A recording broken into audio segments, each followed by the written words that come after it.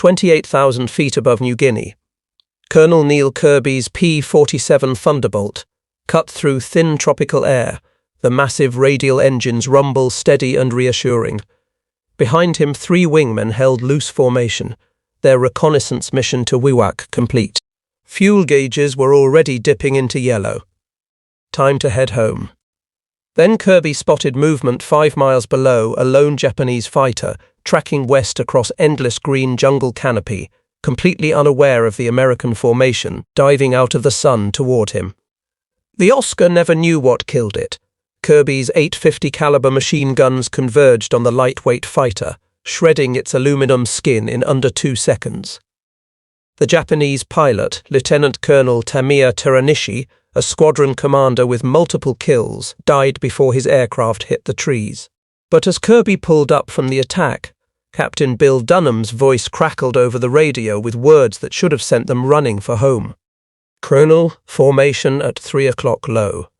Count 12 bombers with Jesus Christ. Looks like 36 fighters." Kearby's fuel gauge showed maybe 20 minutes of flying time left. The numerical odds were 12-1 against them. His mission was already complete. October 11th, 1943. The war in the Southwest Pacific had reached a critical phase. Japanese forces at Wewak represented the last major air threat to Allied positions across New Guinea, and intelligence desperately needed information about enemy strength before launching the next offensive. Kearby had volunteered to lead this 4-plane reconnaissance sweep precisely because most commanders considered it too dangerous for anything less than a full squadron. The formation circling below wasn't preparing to defend Wewak. They were heading east, directly toward American positions where thousands of troops were concentrated in vulnerable staging areas. If those 12 bombers reached their targets escorted by 3 dozen fighters, the casualties would be catastrophic.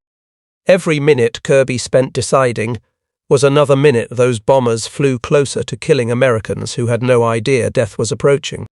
His training, his orders, and basic military logic all screamed the same answer. 4 fighters don't engage. 48 aircraft.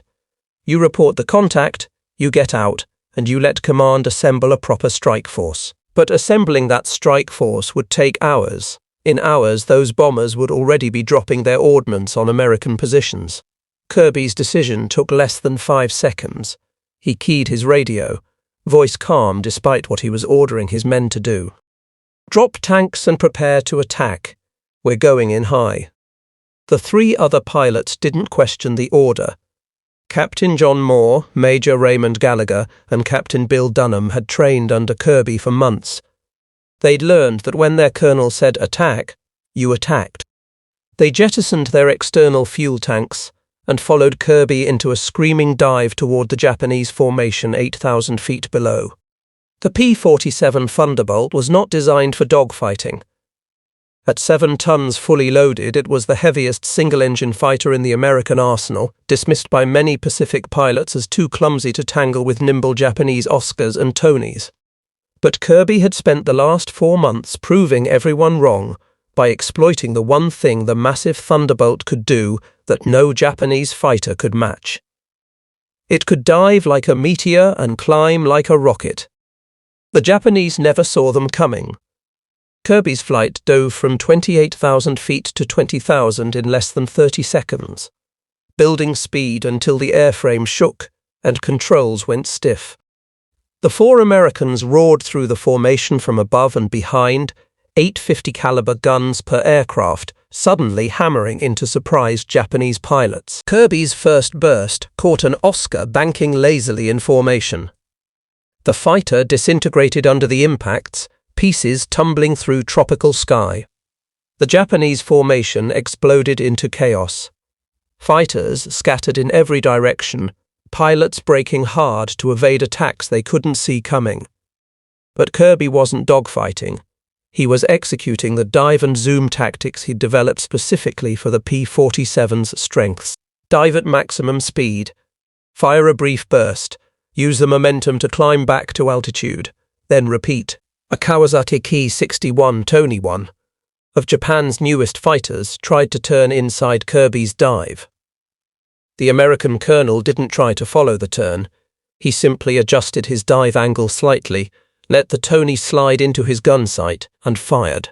The Japanese fighter's wing folded upward under the .50 caliber onslaught. The aircraft tumbled out of control. That was 3 kills in less than 2 minutes. Then Kearby saw something that made his blood run cold. Major Gallagher's P-47 was corkscrewing desperately as 2 Japanese fighters closed on his tail, their cannon fire walking toward his aircraft. Gallagher was fighting his controls, trying to shake them, but the Oscars were staying glued to him. In seconds, they'd have him. Kearby's Thunderbolt was 5,000 feet above the dogfight, climbing back to altitude. Basic tactics said keep your altitude advantage, never sacrifice your energy state to save one pilot. But Kearby rolled inverted and dove anyway, pushing his airspeed past 400 miles per hour as he plunged back into the fight. The first Oscar never knew what hit it. Kearby's diving attack came from almost straight above, a firing geometry Japanese pilots weren't trained to defend against. The Oscar simply came apart in mid-air. The second Oscar pilot saw his wingman die and tried to break away, but Kearby was already there, tracking the fighter through a vertical bank that should have been impossible for an aircraft the P-47's size. His guns fired for 3 seconds. The second Oscar went down, trailing flames. Gallagher's voice came over the radio, breathing hard. "Thanks, Colonel. I owe you a drink." But Kearby was already scanning for his next target because the Japanese were finally getting organized.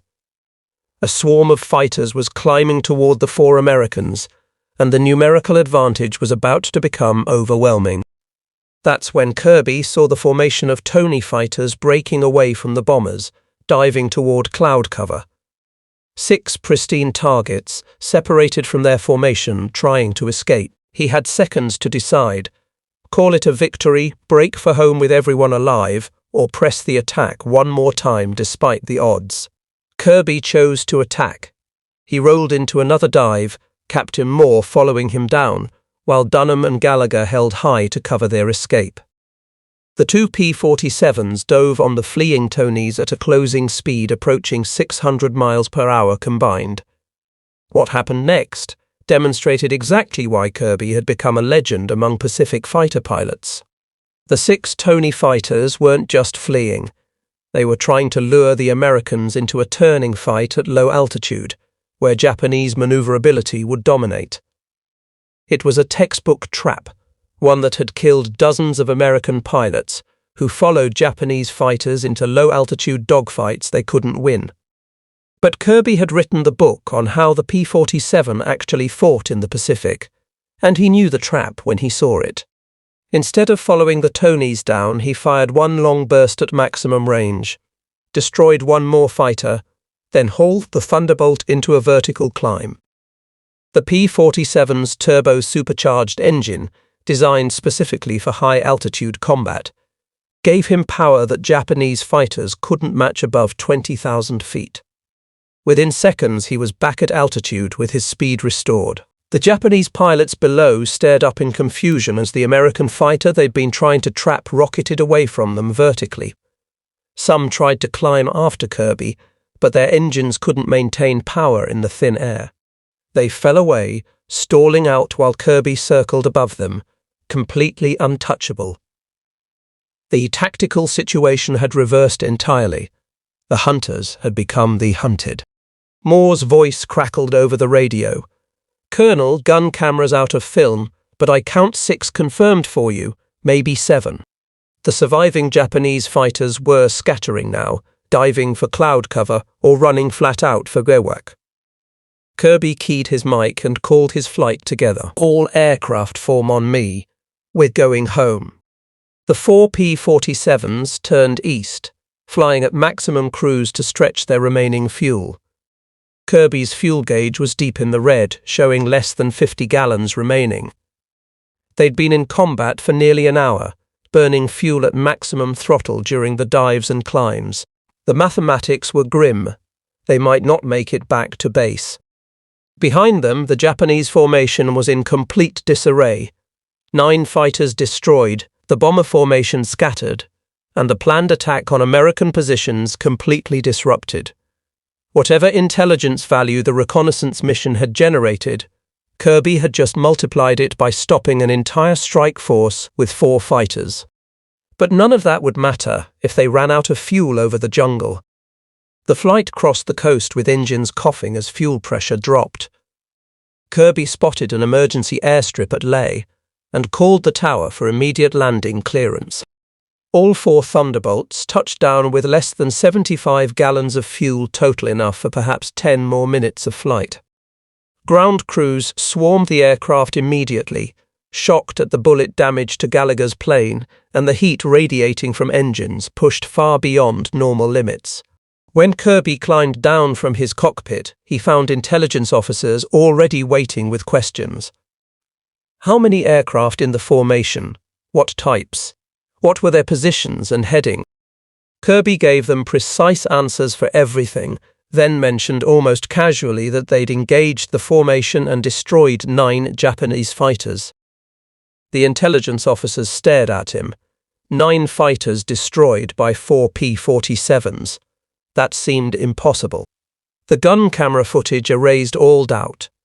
When technicians developed the film from Kearby's cameras that evening, the images showed destruction on a scale rarely seen from a single pilot.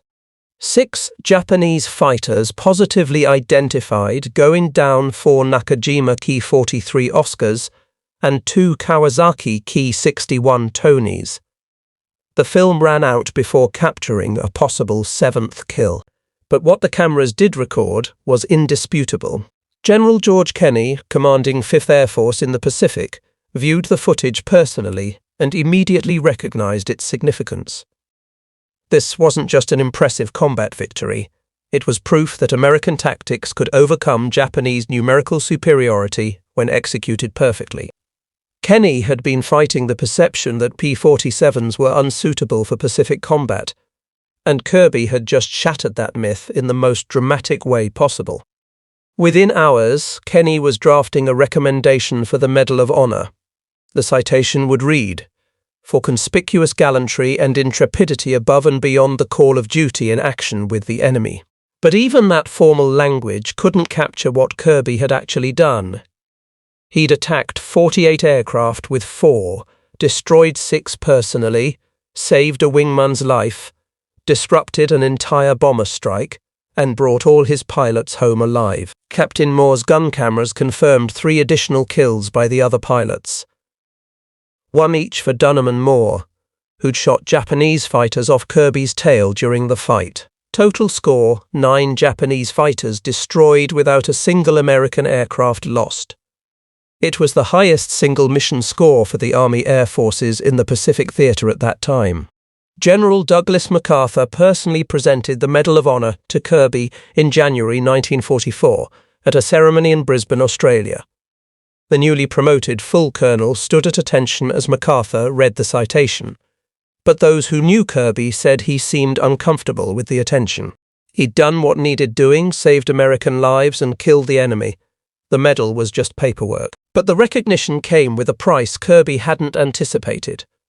With 12 victories to his credit by November 1943, he was transferred to 5th Air Force Fighter Command Headquarters, effectively grounded to protect the Army's newest hero from getting killed. The publicity value of a Medal of Honor recipient was too high to risk losing him in combat. Kearby hated every minute of desk duty. He found ways to fly anyway, volunteering for training missions that somehow always took him over enemy territory. General Kenny knew what Kearby was doing, but allowed it with strict conditions. 2 combat flights per week maximum. And if Kearby scored a kill, he had to immediately break off and return to base. For a few months, the arrangement worked. Kearby's score climbed to 21 victories, tying him with P-38 pilot Richard Bong as the Pacific Theater's leading ace. March 5, 1944. Kearby led a 3-plane patrol. His guns found their target. The bomber went down. That was victory number 22. But instead of breaking off as ordered, Kearby circled back to confirm the kill. A Japanese Oscar caught him low and slow, and this time there was no altitude advantage to save him.